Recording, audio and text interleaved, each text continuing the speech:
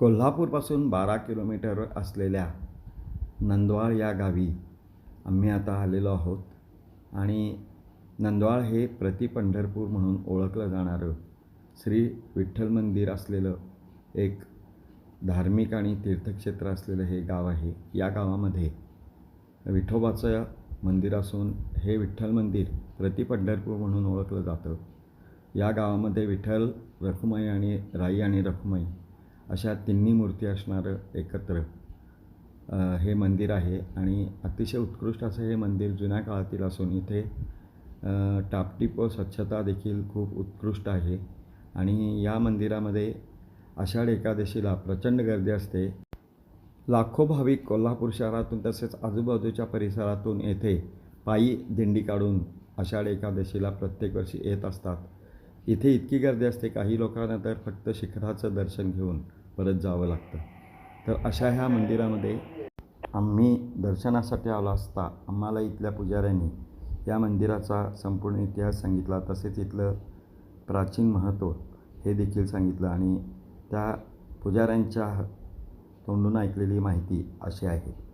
नमस्कार. आत्ता आम्ही प्रति पंढरपूर समजलं जाणाऱ्या नंदवाळ या गावी आलेलो आहोत. साधारण कोल्हापूरहून 10 किलोमीटर अंतरावर 12 किलोमीटर अंतरावर हे नंदवाळ आहे आणि विशेष म्हणजे आषाढी एकादशी निमित्त इथं पंढरपूरसारखीच गर्दी असते.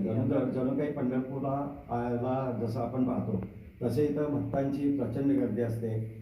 मांदियाळी असते. इथं संपूर्ण कोल्हापुरातील शहरातून इथं पालख्या येतात आणि हे फार प्रसिद्ध मंदिर आहे. म्हणजे ज्यांना पंढरपूरला जायला जमत नाही ते लोक इथं नंदवाळला येऊन आषाढ एकादशी आणि प्रत्येक महिन्याच्या एकादशीला येथे येऊन दर्शन देत असतात. तर ह्या मंदिराचं महत्त्व काय आहे ते आता आपण त्यांच्या ह्या मंदिराचे पुजारी नाव काय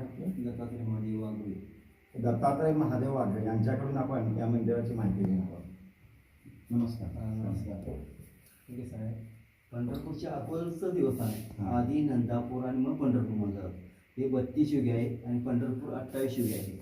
आपली मूर्ती अखंड पाषाणमध्ये अखंड पाषाण. हा असं अखंड पाषाण आहे. इथून इथून मूर्ती सुट्टी नाही. ही मूर्ती पण पाषाणातच आहे तुमची. बरं. आणि आपल्याकडं देव संध्याकाळी 12 नंतर मुक्काम राहतात. ही देवाची शीज आहे. म्हणजे 12 नंतर रात्री संध्याकाळी आपल्याकडे मुक्काम राहतात. ते आता 12 पर्यंत. आणि 12 नंतर कोल्हापुरात नरेश्वर किल्लीला विश्रांतीसाठी थांबतात. बरोबर आहे. आणि तिथून मग पंढरपूरला मंगळवार पेठेतल्या ते जातात. आद्य पंढरपूर म्हटलं जातं. आद्य म्हणजे कसं आहे, हे 32 युगे आधी ते 28 युगे. ते 28 युगे आणि हे 32 युगे. आणि आपल्याकडं प्रत्येक एकाशीला म्हणजे महिन्याच्या 2 एकाशी तर पहाटे 3:30 वाजल्यापासून रात्री 12 वाजेपर्यंत लोकांची गर्दी असते फार. आणि ते बी वरच्या लाईन मध्येच यायचं तुम्ही. पण पायाचं दर्शन होत मिळतं तुम्हाला. बरोबर. म्हणजे त्यावेळेला सुद्धा त्यावेळेस कुठल्या राहीची काय कथा आहे? हे कसं आहे, आपल्या इथं 3 मूर्त्या म्हणजे एक राई, ही रुक्माबाई आणि ही पांडुरंगाची मूर्ती. राई, रुक्माबाई, राणी आपणच तिला सत्यभामा म्हणतो. हिला राईला आणि ती रुक्मा.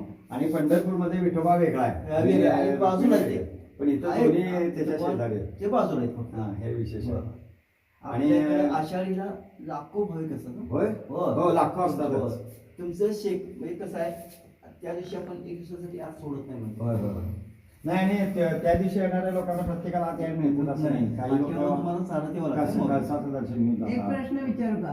आधी रखमाबाईचं लग्न झालं का आधी राहीचं लग्न झालं? नाही ते मात्र असं काही नाही झालं.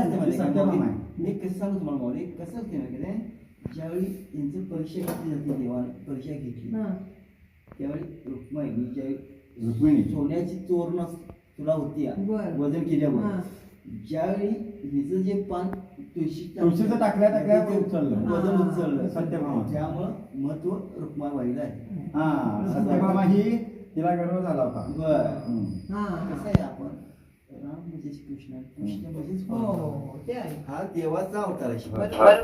अशा प्रकारे या मंदिराच्या पुजाऱ्यांनी दिलेल्या माहितीनुसार हे नंदवाळ येथील श्री विठ्ठल मंदिर हे 32 युगे इथे विठोबा विटेवर उभा आहे आणि पंढरपुरातील विठोबा 28 युगे तिथे उभा आहे.